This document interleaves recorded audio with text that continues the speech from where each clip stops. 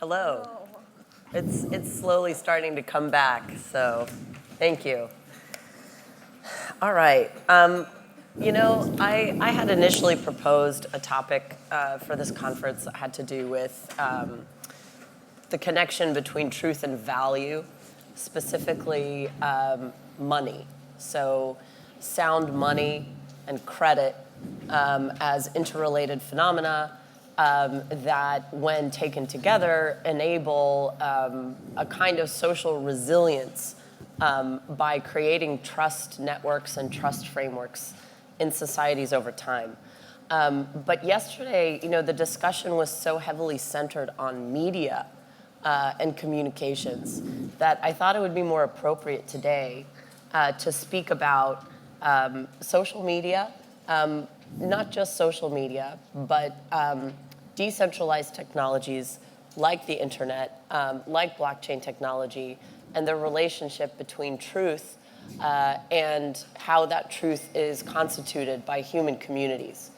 So my background is as an anthropologist. I specialize in sociocultural anthropology, meaning I'm interested in how human beings organize and how collective behavior manifests over time. So we're living in a historical era in the early 21st century where through technological innovation, we have dramatically lowered the cost of finding and joining groups based on affinity. And what I mean by affinity is shared or common characteristics, and then the assumption is that if we share common characteristics, we also share common experience. And on the basis of that common experience, we can then form political interest groups and collectively represent our interests in society.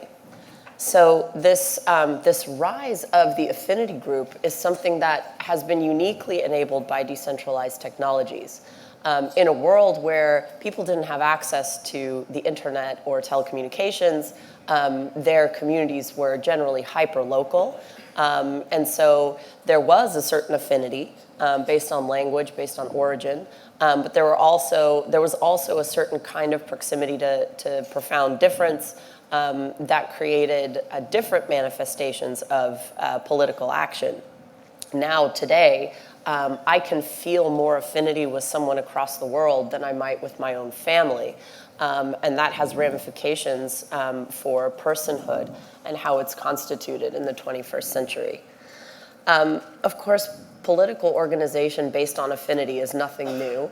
There's in 20th century democracies, the special interest group was often trotted out as an example, sometimes of what was wrong with the democratic system, sometimes of what made it so powerful.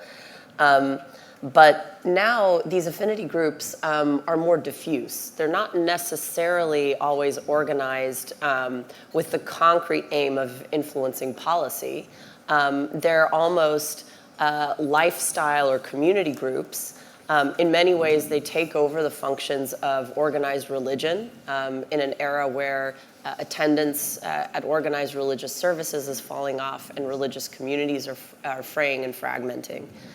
And this has real implications for truth because, as was brought up yesterday, truth is locally situated. So what does that mean? It doesn't mean strictly that truth is relative in a kind of banal sense that, what's true for me may not be true for you. We actually need to bring more nuance to that statement. What that means is that my world of meaning is constituted intersubjectively, meaning that I exist in a community with others in reference to whom I shape and form my truth.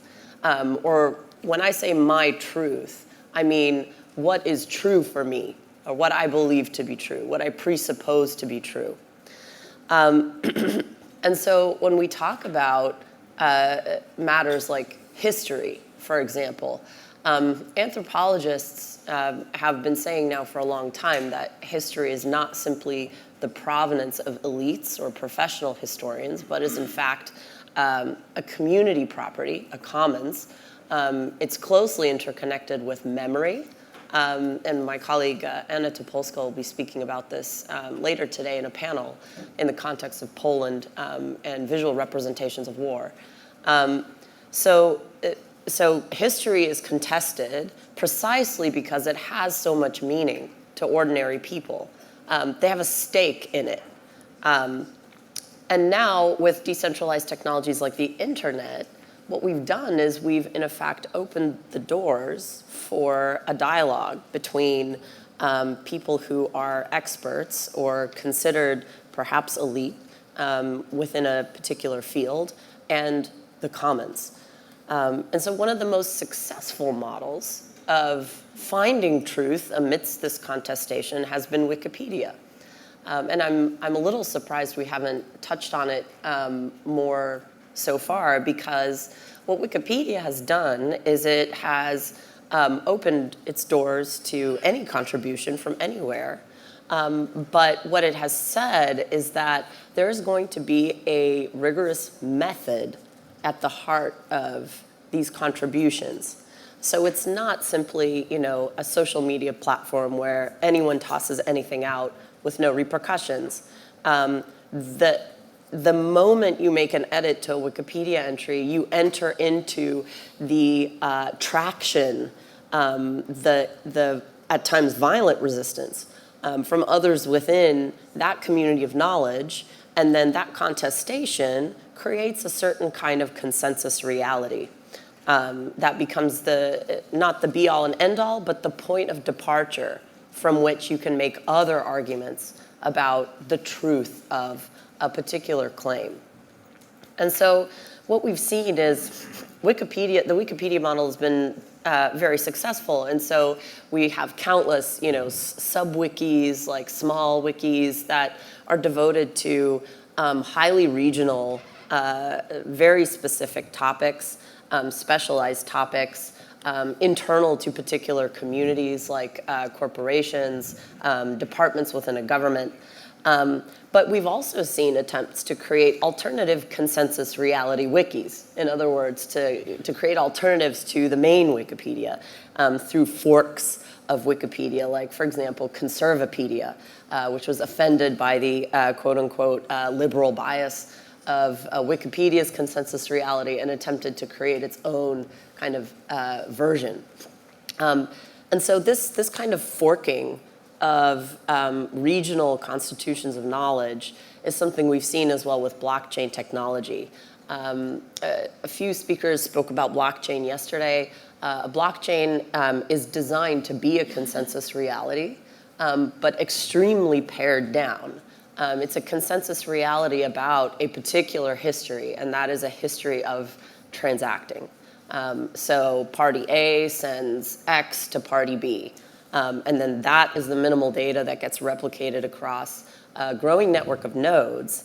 And you can tell which consensus reality has the most purchase by simply looking at quantitative measures like the length of the chain, the number of nodes replicating that consensus reality, the number of new entrants into the network who are adopting certain versions of that consensus reality.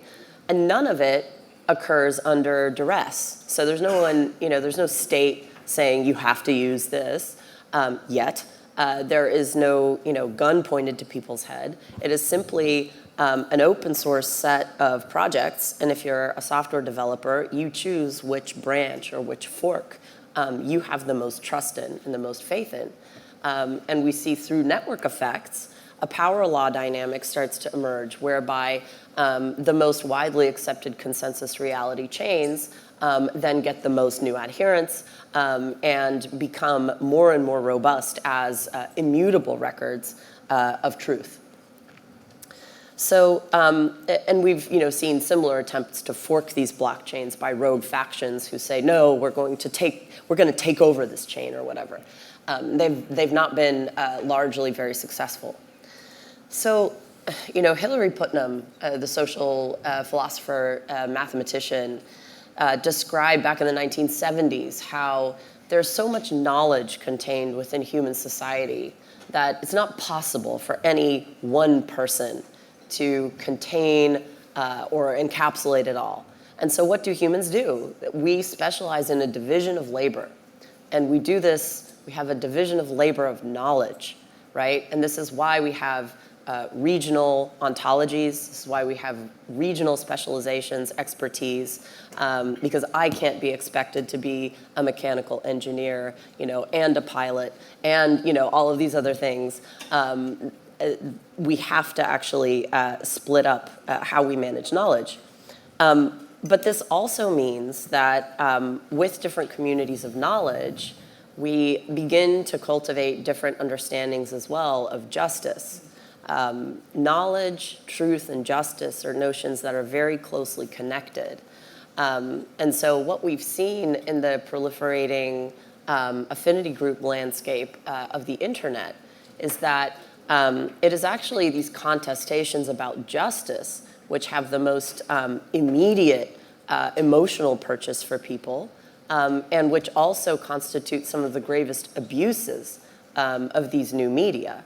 And so the democratization of voice has also led to the emergence of a certain kind of vigilante justice where anyone can be an accuser, anyone can be the accused. And there's a repeated phenomenon of these flash mobs that kind of come after people in a decontextualized manner to convict and condemn in ways that then may be unrecuperable from the subject suffering from that. And so what does that lead us to? In the same way that we develop methods around coming to what is true, human societies have developed methods around coming to what is just.